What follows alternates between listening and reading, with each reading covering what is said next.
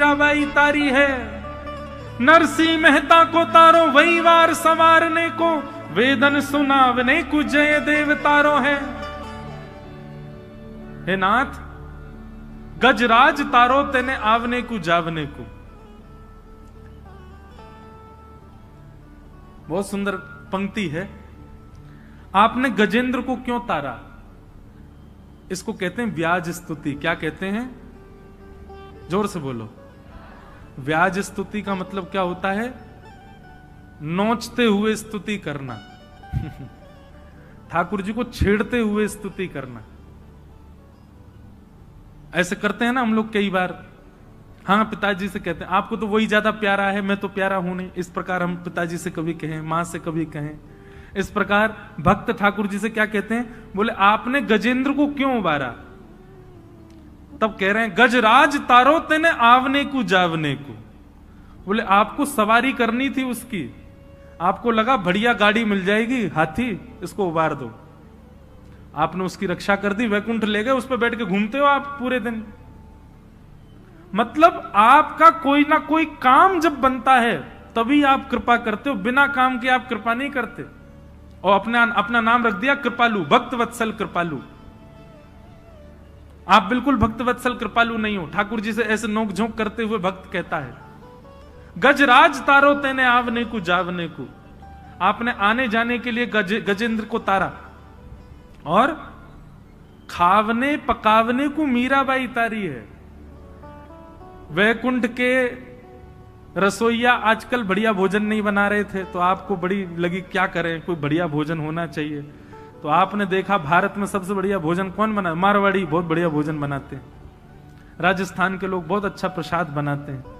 सोई महाराज आपने मेवाड़ की, मेड़ता की मीराबाई को चुन लिया। बोले हाँ चलो ठीक है, थोड़ा बहुत भोजन गाती, इसको तार दो। क्या करेगी? वैकुंठ में आके बढ़िया बढ़िया रोटी बनाएगी।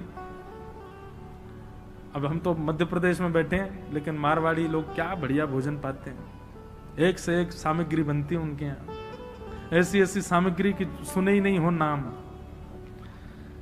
बोले आपने भोजन करने के लिए, बढ़िया बढ़िया भोजन पाने के लिए मीराबाई को तारा, और गजराज तारो तेने आवने को जावने को, खावने पकावने को मीराबाई तारी है। नरसिंह मेहता को तारो वहीवार सवारने को। नरसिंह मेहता को क्यों तारा? बोले बहुत दान दक्षिणा चढ़ती है मंदिरों में, तो एक वो भी होना चाहिए, मुनि हिसाब किताब रखे, कहां कितना चढ़ रहा है, पूरी लेखा जोखा रखे। आप तो पूरे दिन यूं ही खड़े रहते हो, आपका ध्यान तो जाता नहीं कौन कितने चढ़ा रहा है। तो एक व्यक्ति मुनीम रहना चाहिए ना, दिखता रहे, विवाह आपका सारा व्यापार संभाले। नरसिंह मेहता को तारो वहीवार सवारने को, और वेदन सुनावने को जयदेव तारो है। जयदेव महाप्रभु, महाकवि जयदेव बहुत सुंदर सुंदर रचनाएं सुनाते थे, इसलिए आपने उनको तार दिया ताकि वो बैठ करके आपको सुंदर सुंदर रचनाएं सुनाया करें, वेद सुनाया करें। ठाकुर जी आप निष्काम किसी को नहीं तारते हो, सबसे आपकी कोई ना कोई चीज पूरी होती है। और रैदास तारो तेने चामड़ा मधावने को। बोले रैदास को क्यों तारा? बोले वो जूती बनाने का काम करते, बढ़िया बढ़िया सुंदर जूती बना बना के आपको पहनाएंगे, कभी पादुका बना के पहना देंगे, कभी सुंदर आपके लिए कुछ ना कुछ। सबसे देखो ठाकुर जी आप भी कम, आपके अंदर भी निष्काम नहीं है, आप भी कामना से ही भक्तों को तारते हो। ठाकुर जी बोले ऐसी बात नहीं है। तो बोले ठीक है, तो फिर एक काम करो। बोले क्या? मुझे तार के दिखाओ, क्योंकि मुझे कुछ नहीं आता, मैं आपके किसी काम का नहीं हूं, मुझे तार के दिखाओ। मोहे तारो वा में आपकी भलाई है। मुझे कुछ नहीं आता, रोटी बनवाओगे तो श्रीलंका का नक्शा बना दूंगा, सब्जी बनवाओगे तो क्या बने कुछ समझ नहीं आएगा, वस्त्र बनवाने को कह दोगे तो नाथ चित्रे बना दूंगा, श्रृंगार करने को कह दोगे तो पता नहीं क्या से क्या आपको बना दूंगा। मैं आपके किसी काम का नहीं हूं, मैं तो पैर पे पैर धरे पड़ा रहता हूं, महा आलसी जीव हूं, मुझे तारो। अगर मुझे आपने तार दिया तो मैं कहूंगा कि हां आप निष्काम भक्त वत्सल हो। ऐसी जिद आई कभी मन में? ऐसी जिद कभी हुई मन में? ना।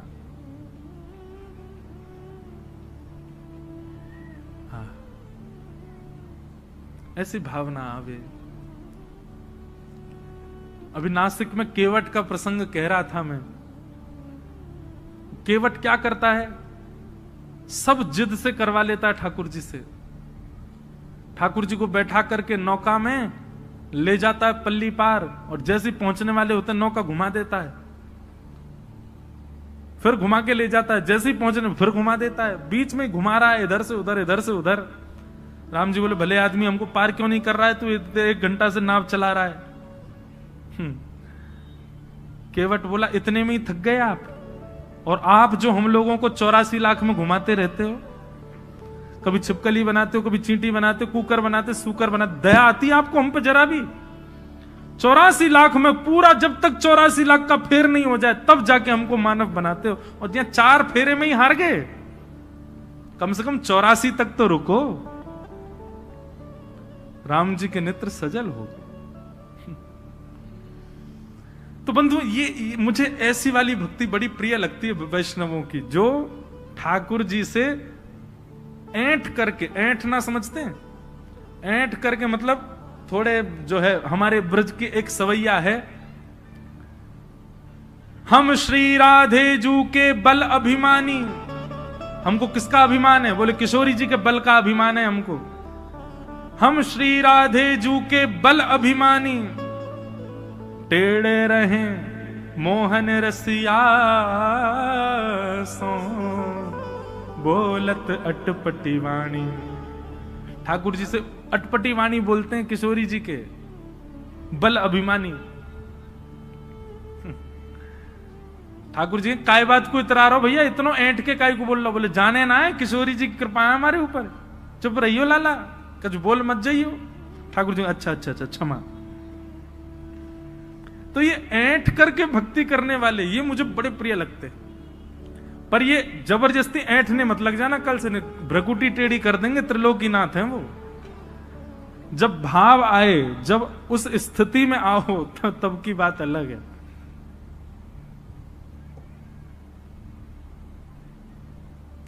तो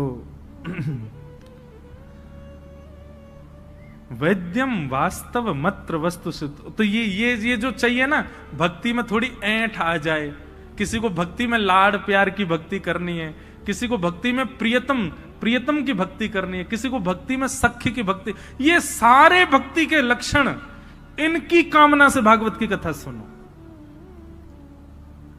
वैद्यम वास्तव मत्र वस्तु शिवदम। ठाकुर जी की भक्ति करने के लिए भागवत की कथा है, ये मुक्ति उक्ति प्राप्त करने के लिए भागवत की कथा नहीं है। हमें मुक्ति मिले इस कामना से कथा मत सुनिए। मुक्ति मिलेगी, क्या मिल जाएगा? हमको क्या पता कि हम कहां जाएंगे मृत्यु के बाद? हमको केवल इतना पता है जब तक हम जीवित हैं, जो हमने किया वो हमको पता। मृत्यु के बाद किसी का कोई पता नहीं होता। इसलिए भाई भगवत मिलन की कामना अभी की रखो, अभी मिलना है।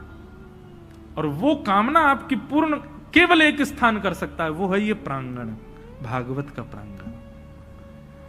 भागवत जी से प्रार्थना करो, श्री भागवत जी अनुग्रह करेंगी, ये कृपा करेंगी तो ठाकुर जी प्राप्त होते हैं, ठाकुर जी अनुग्रह करते हैं। निर्मत सराणाम सताम वैद्यम वास्तव मत्र वस्तु शिवदम। ठाकुर जी से आपका संबंध करा देगी। और भागवत जी कैसा संबंध कराएगी? यहां डंके की चोट पर व्यास जी शब्द लिखते हैं शिवदम। शिव का मतलब क्या होता है? कल्याण। और शिवदम यानी कि कल्याणकारी। ठाकुर जी से आपका संबंध ऐसा नहीं कराएंगी भागवत जी की आप तड़पते रह जाओ, रोते रह जाओ, नहीं, कल्याणकारी संबंध कराएंगी। ठाकुर जी आपके हो जाएंगे पूर्ण रूपेण। ऐसा संबंध भागवत जी आपका ठाकुर जी से कराएंगे। वैद्यम वास्तव मत्र वस्तु शिवदम तापत्रयोन्मूलनम। श्रीमद् भागवते महामुनि कृते किंबा परैरीश्वर सद्यो हृदय वरुध्यते त्रिकृतिभिः। भागवत जी की कथा बंधुओं इतनी निर्मल है, इतनी पावन है। मैंने कल भी आप लोगों से निवेदन किया, आज पुनः निवेदन करूं। आप नहीं आते हैं कथा में, कोई दिव्य चेतना आपके भीतर बैठ के आपका माध्यम लेकर के यहां आपको लेकर के आ रही है। लेकिन यहां कथा सुन दोनों रहे हैं, आपके भीतर जो दिव्य चेतना है वो भी और आप भी। बस आपको ये कथा सुन करके इस माध्यम, इस अवसर का पालन करना है। भागवत में तो स्पष्ट लिखा है, श्रीमद् भागवते महामुनि कृते किंबा परीश्वर सद्यो हृदयवरुद्धते त्रिकृतभि शुश्रूषुभिस्तक्षणात्। कथा सुनने की, कथा कराने की जिस दिन आपके चित्त में इच्छा प्रकट होती है, उसी दिन ठाकुर जी चित्त में आ जाते हैं। भागवत जी में स्पष्ट लिखा है। आपने जैसे मन बनाया 17 मई से मंडीदीप में भागवत की कथा होने वाली है, मैं रोज सुनने जाऊंगा। जैसे ही आपने ये विचार अपने घर में बैठे बैठे किया, मैं रोज सुनने जाऊंगा, उसी क्षण आपके चित्त में ठाकुर जी आ गए, ठाकुर जी आके विराजमान हो गए। अब अगली परिकल्पना क्या है, अगला आपका प्रयास क्या है? अब चित्त में जो आकर के विराजमान हुए हैं वो मस्तिष्क में आवे, अब वो विचारों में आवे, अब वो बुद्धि में आवे, अब वो स्वप्न में आवे, और धीरे धीरे वही चित्त में आए, अब प्रत्यक्ष आ जाए। यहां बैठे हर जीव के अंदर ठाकुर जी आ चुके हैं, ठाकुर जी विराजमान हो चुके हैं। आप स्वीकार किए जा चुके हो, ठाकुर जी मिलने के लिए फेंटा कस के बैठे, बोले अब बस हम तैयार हैं, तुम प्रयास करो, ऐसा कुछ करो कि हम प्रकट हों।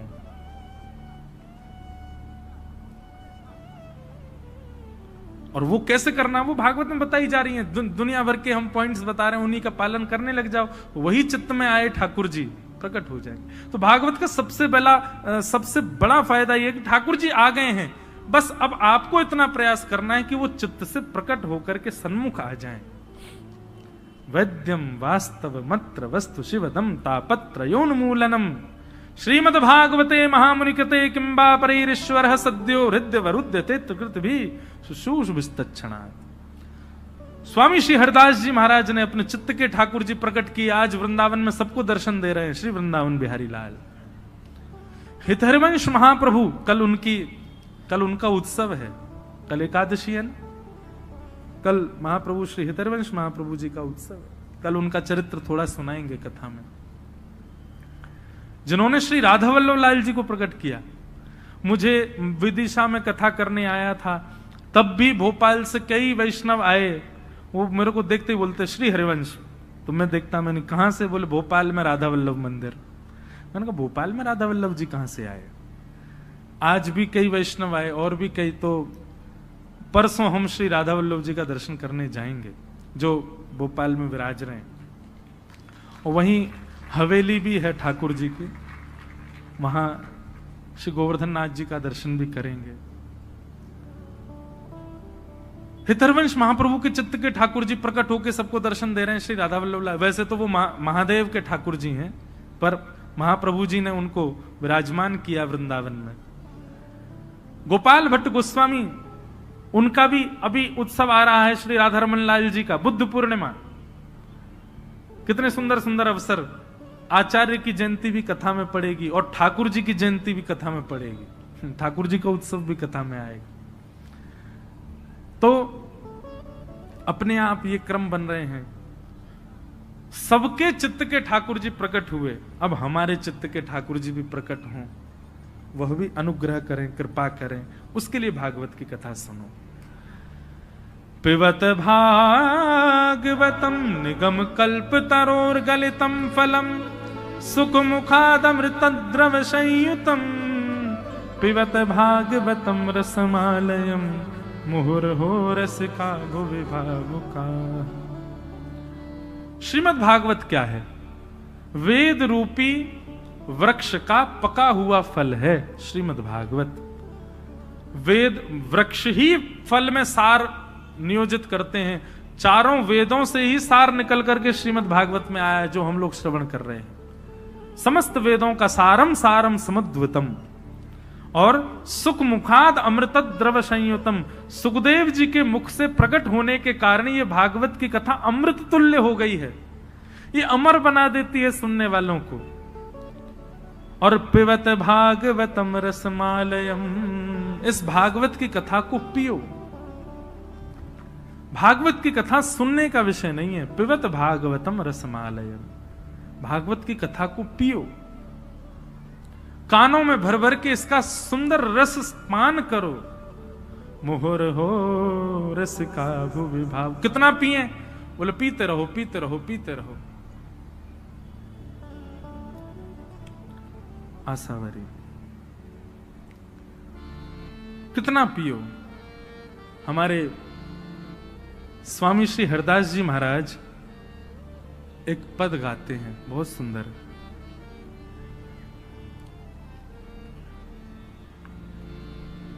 अगर हमको एक हमारा भाव है कि हम भजन कम गाते हैं, पद की ज्यादा इच्छा होती है कथाओं में गाने की। इन पदों के शब्दावली और इनका गायन थोड़ा गंभीर होता है, पर यदि आप बहुत ध्यानपूर्वक सुनेंगे तो इनमें बड़े सार विद्यमान हैं।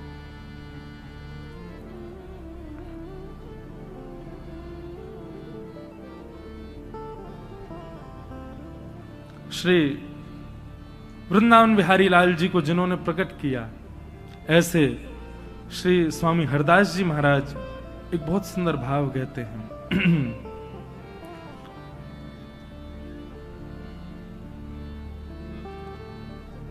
रोम रोम रसना जो होती,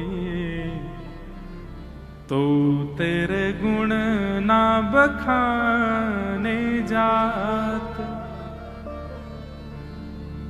कितना सुंदर और सूक्ष्म और कितना गहरा भाव है, बहुत ध्यान से सुनो। रोम रोम रसना जो होती, तो तेरे गुण ना बखाने जात। हे श्याम सुंदर, हमारे शरीर में जितने रोए हैं ना, इन रोयों की जगह यदि इतनी जीभ हमारी होती तो भी हम आपके गुण नहीं गा पाते। रोम रोम रसना जो होती, तो तेरे गुण ना बखाने जात। कहाँ कहो एक जीव सखीरी, बात की बात बात। कहां करूं? स्वामी जी उदास भाव से कह रहे हैं, मैं क्या करूं? मेरे पास एक ही जीव है, उस जीव से मैं कितना गाऊं? क्योंकि एक जीव पर्याप्त नहीं है ठाकुर जी के रस को बखान करने के लिए। रोम रोम रसना जो होती, तो तेरे गुण ना बखाने जात। श्री हरिदास के स्वामी श्यामा, श्री हरिदास के स्वामी श्यामा, कह तेरी प्यारी तू राखति प्राण जात। रोम रोम रसना जो होती, तो तेरे गुण ना बखाने जात। ऐसे भाव जब चित्त में होते हैं ना बंधुओं, तब ठाकुर जी मन बनाते हैं कि इनसे मिला जाए। हमारे मन में कभी ये भावना आई? स्वामी जी कह रहे हैं कि इतने रोए क्यों बना दिए ठाकुर जी, इससे बढ़िया इतनी जीव बना देते, और इतनी जीव भी आप दे देते तो भी मैं आपके गुण नहीं गा पाता। क्या करूं मैं? मुझे कभी कभी धिक्कार लगता है। कहां करूं एक जीव सखीरी, बात की बात बात। एक ही जीव है, उससे कितना गाएं हम ठाकुर जी को? नहीं गा सकते। वहां हितरवंश महाप्रभु कहते हैं कि नाथ, आपने हमको 2 आंख क्यों दी? क्यों? रोम रोम में नेत्र प्रकट कर देते। क्यों? 2 आंखें आपको देखने के लिए बहुत कम है। रोम रोम प्रति नयन बनाऊं, एकटक रहे पलक न बनाऊं। काश हमारे रोम रोम में आंख होती, और कैसी आंख होती? बोले बिना पलक वाली आंख होती, कभी झपकते ही नहीं, पूरे दिन आपको देखते रहते नाथ। ऐसी भावना हमारे चित्त में है? बिल्कुल नहीं है। हम लोग तो बंधुओं केवल रस सुनकर के सुख लेने वाले हैं, सुख लूटने वाले हैं। भगवत प्राप्ति के गुण हमारे भीतर नहीं है।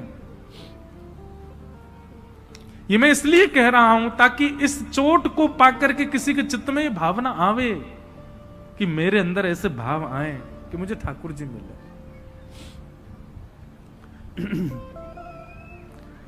लोग जब मुझसे सुबह मिलने के लिए आए, आज भी 2 दंपति आए, संभवतः बैठे होंगे, उन्होंने आकर के मुझसे एक बात कही कि महाराज जी हम दोनों डॉक्टर हैं, पर कृष्ण भक्ति ऐसी चढ़ रही है, भक्ति ठाकुर जी की ऐसी हो रही है कि हम अपनी डॉक्टरी, जो हम डॉक्टर हैं, अपने पेशे पर ध्यान नहीं दे पा रहे।